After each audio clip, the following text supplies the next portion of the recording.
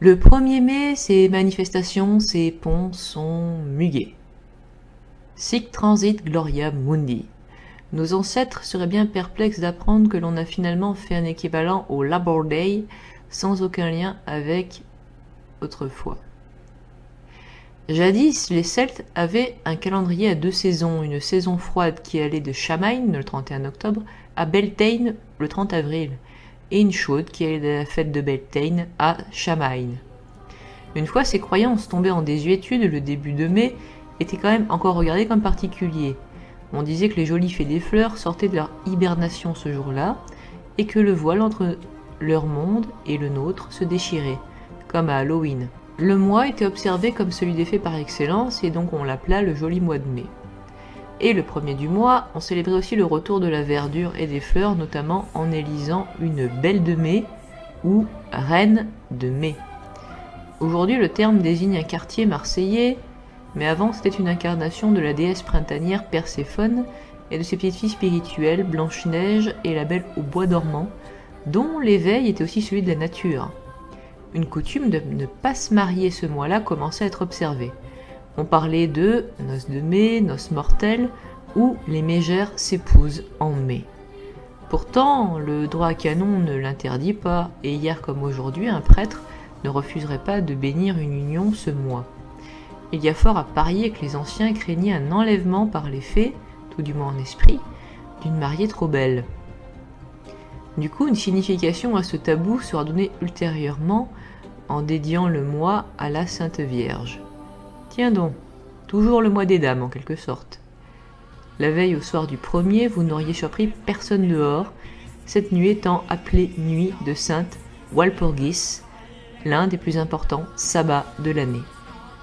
On aurait craint, entre autres, les sorcières et la chasse sauvage, rentrant pour laisser place aux fées du printemps. Dans certains pays d'Europe, les enfants se déguisent en sorcières et font des farces. Comme à Halloween, tiens donc, on dirait une version inversée. Aujourd'hui encore, c'est une date importante pour les pratiquants de la sorcellerie. Quant aux histoires de verdure et de fleurs, elles ont conduit à ériger des arbres de mai ou à user du langage des fleurs pour déclarer sa flamme. Une jeune fille charmante trouvait ainsi une branche de charme laissée sur le pas de sa porte le 1er. À moins qu'au contraire, elle ne soit infidèle et que du boulot sur son seuil ne le fasse savoir aussi. Des festivités en faisaient déjà un jour chômé où il ne faisait pas bon de se promener sans verre, c'est-à-dire sans fleurs ou feuillage sur soi. Sinon, la réaction d'autrui ressemblait à celle réservée à qui est surpris sans habit vert le jour de la Saint-Patrick en Irlande. Le coupable prenait généralement un seau d'eau à la figure. Le vert sera pour la première fois du muguet, donné en 1561 à Charles IX en guise de porte-bonheur. Celui-ci gardera l'habitude d'en distribuer aux dames, mais n'importe quel jour du printemps. Le 1er mai, on distribuait traditionnellement de l'églantine. Le muguet le supplante au XXe siècle, car l'églantine rappellerait Fabre d'Églantine, qui aurait instauré une première fête des travailleurs en 1793. Où est le problème ? Eh bien, la réputation sans doute de Fabre, mort guillotiné avec Danton pour avoir été un révolutionnaire indulgent. En 1886, des syndicalistes américains décident de déclencher une grande grève le 1er mai cette année-là pour obtenir la journée de 8 heures. Non sans raison, car la nouvelle année comptable et donc les nouvelles embauches commençaient ce jour-là. Ça tourne mal. Pose de bombes anarchistes, ces derniers soutenaient la grève, des arrestations, des exécutions.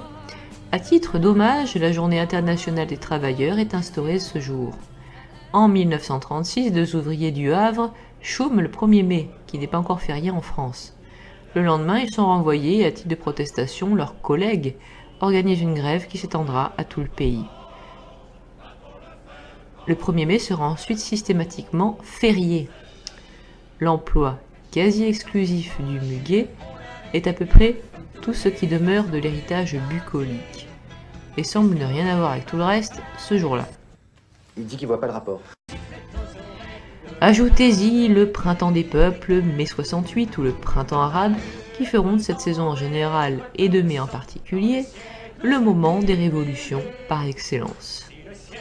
Et ainsi passe la gloire du monde.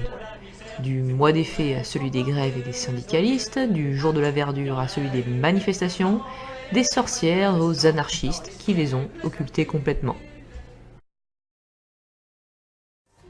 What will be taught?